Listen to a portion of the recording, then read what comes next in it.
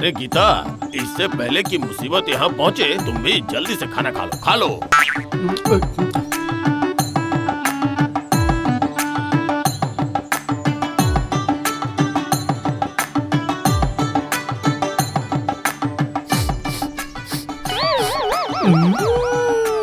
एक मील उत्तर पूर्व से आ रही है, मतलब रामू काका के घर से ही लगता है आज तो बहुत कुछ बना है। देसी घी के बने हुए बैंगन के पकोड़े, फूल गोभी मटर वाली मूंग की दाल, साथ ही छोटी मछलियों वाली पत्ता गोभी की सब्जी। अरे बाप रे बाप, साथ में रेहू मछली की सब्जी भी बनाई है। अरे रानी दीदी के बकरे का मीट भी।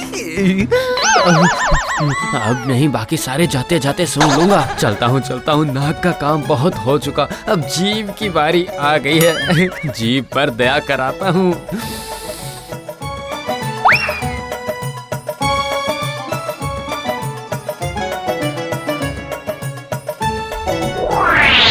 आज पता नहीं किसकी थाली में बैठेगा, क्या पता।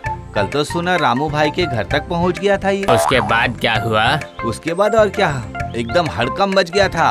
रामू भाई उस वक्त खाने के लिए बैठे थे, हवा रामू भाई के घर की ओर बह रही थी, बस सुगंध पहुंच गई उसकी आश्चर्य नाक तक। रामू भाई का खाना अभी आधा भी खत्म नहीं हुआ था कि मोहन पहुंच गया वहाँ।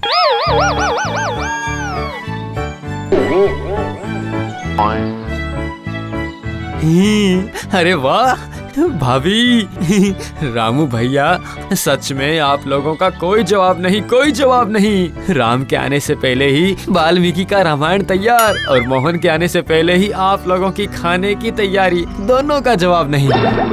मोहन दोपहर में खाने बैठा था और शाम को जाकर उठा, और कुछ कहने की जरूरत है क्या, बता? हाँ? नहीं, जिनके घर जा रहा है उनकी ऊपर वाला ही रक्षा करे। ऊपर वाला? मजाक कर रहे हो? हाँ? क्या ऊपर वाले का डर नहीं है? एक बार सुगंध मिल जाए उसके बाद वो ऊपर वाले के घर भी पहुंच जाएगा। फिर तो बचने का कोई भी उपाय नहीं है। हे ऊपर वाले, हमारी तरफ उसके नाक की नजर कभी ना पड़े बस।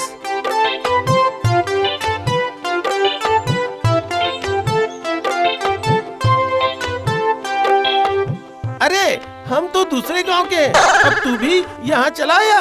अरे तेरी इस नाक में आखिर है क्या? अरे भाई, मेरी नाक और शिवजी की लिंग दोनों एक जैसी ही हैं। कई दिनों से मैंने कुछ भी नहीं खाया है। तूने फिर से झूठ बोलना शुरू कर दिया। अभी तो मैंने सुना कि तू रामू के यहाँ। वहाँ तो मुझे बहुत दिन हो गए हैं, विश्वास नहीं है तो चलिए, जो जी में आए कर लीजिए। मेरा घर यहाँ से मात्र 6 मील की दूरी पर है। इतना भी नजदीक नहीं है भाई, चल तू खाना खा ही ले, खा ले।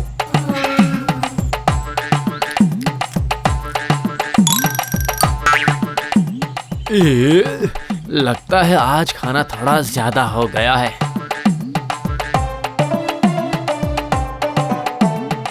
मोहन बेटा सुनो, मेरे दुकान से जरा वो सांप बाहर निकाल दो ना। हाँ,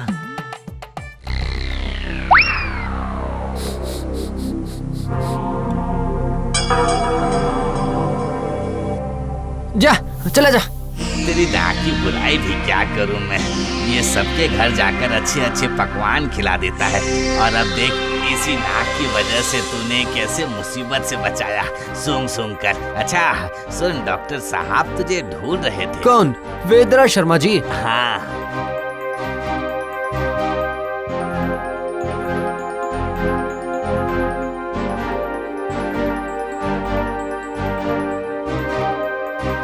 अरे सुनो मोहन, कल तुम्हें मेरे साथ जंगल चलना पड़ेगा, समझ गए ना? मरीजों को देने वाली मेरी सारी औषधियाँ पूरी तरह से खत्म हो गई हैं। पेड़ों से पत्ते ढूंढ ढूंढ कर लाने होंगे। हैं?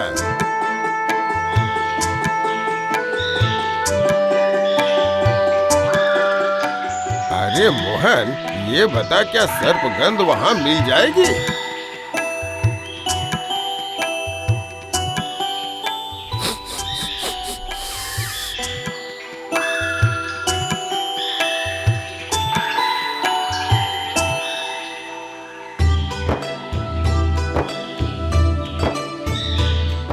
तुझे पता है मैं एक और औषधि का परीक्षण कर रहा हूँ। उस पेड़ के पत्ते नाक की सारी बीमारी को दूर कर देगा। अभी वो शोध पूरी नहीं हुई है। जब पूरी हो जाएगी तो सोचा है उस पेड़ का नाम रखूंगा नाक वाला पेड़। क्या? नाक वाला पेड़?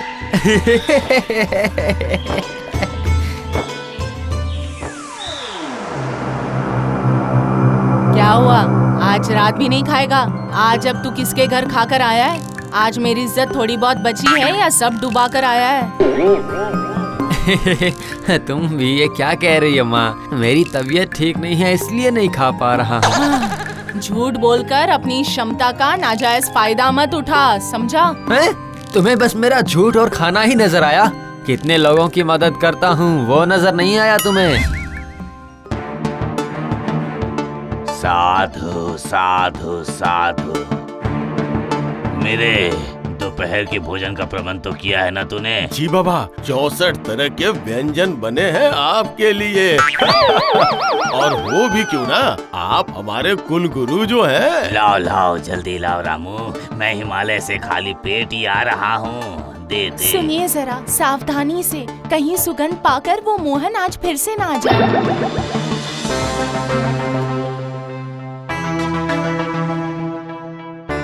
2-3 दिन हो गए हैं पेट में कुछ गया नहीं।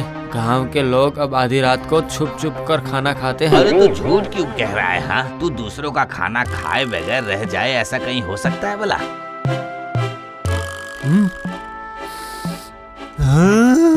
हाँ, अरे ये तो वही रामू भैया के घर से सुगंध आ रही है लग रहा है। आज तो उसके घर पर कोई कुलगुरु आने वाले थे ना? अरे आप अपनी वो रुद्राक्ष की माला जरा मुझे उतार कर दीजिए।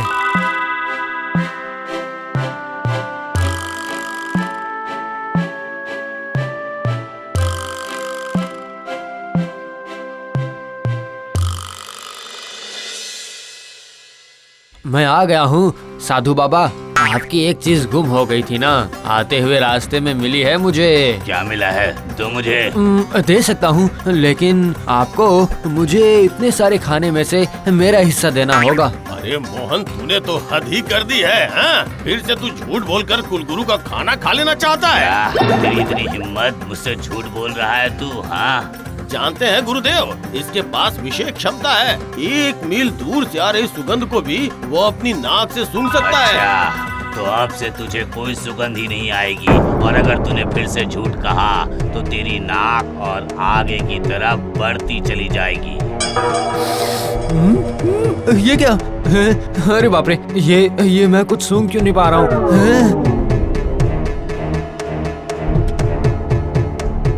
मोहन, आज फिर से एक छुछुंदर दुकान में पता नहीं कहाँ छुप कर बैठा है। जरा ढूंढ कर निकाल दे बेटा।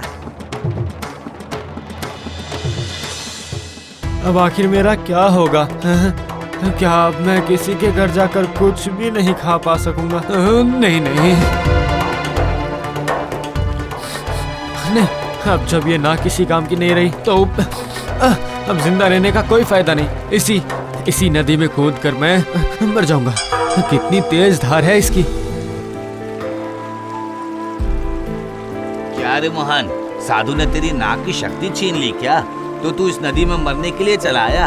ये नदी इंसानों को निगल जाती है, अगर कूदा तो बचेगा नहीं तू। क्या है? अरे नहीं, मुझे फिर से सुगंध आने लगी है। मैं क्यों कूदूंगा आखिर? बल्कि साधु के श्राप से मुझे लाभ हुआ है। मुझे और भी तेज सुगंध आ रही है, और भी ज्यादा।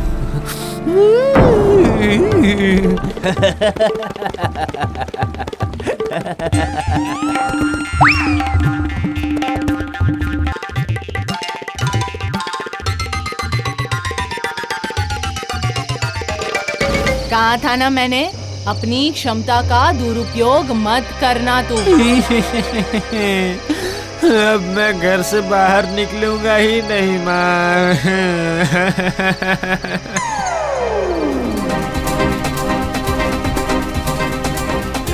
अरे बचाओ, बचाओ हमें, बचाओ।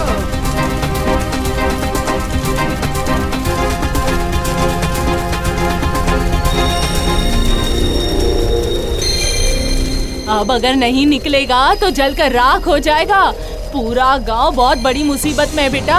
अगर जिंदा रहना है तो उस गहरी नदी को पार करना ही होगा। पर उस नदी को पार करना और आग में कूदना दोनों एक ही बात है।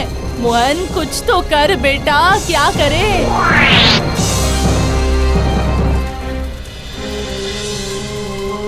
हाँ, अब साधु के श्राप को ही उपयोगी बनाऊंगा। रामू भैया, आप मुझे कुछ कहिए ना, कुछ भी कहिए ना। अरे अब मैं क्या कहूँ, इस नदी की धार तेज है। इस नदी में कोई धार तेज नहीं है, बिल्कुल भी तेज धार नहीं है। अब गांव में तो अभी बारिश हो रही है ना, पर आप लोग तो कह रहे हैं कि आग लगी है, हैं?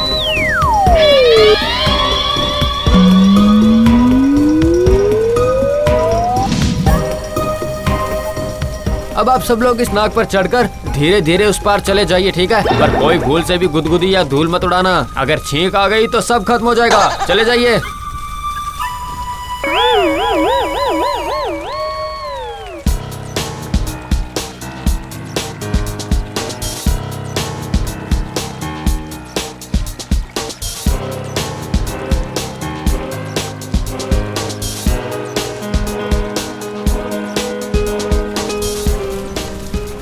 लेकिन मैं तो अपनी नाक पर चढ़कर नहीं जा पाऊंगा। क्या करूं, क्या करूं?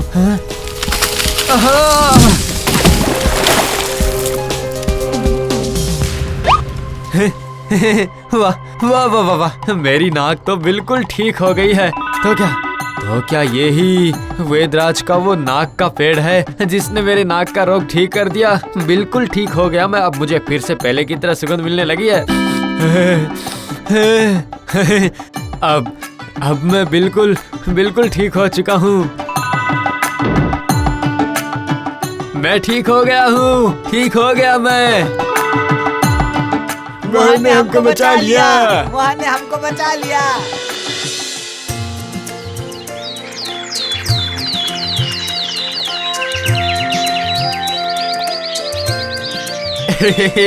मोहन की नाक अब साधारण हो गई। पर मुझे अब इसका कोई अफसोस नहीं है, क्योंकि गांव के हर घर से कम एक कटोरी तो रोज मेरी थाली में आ ही जाती है ना।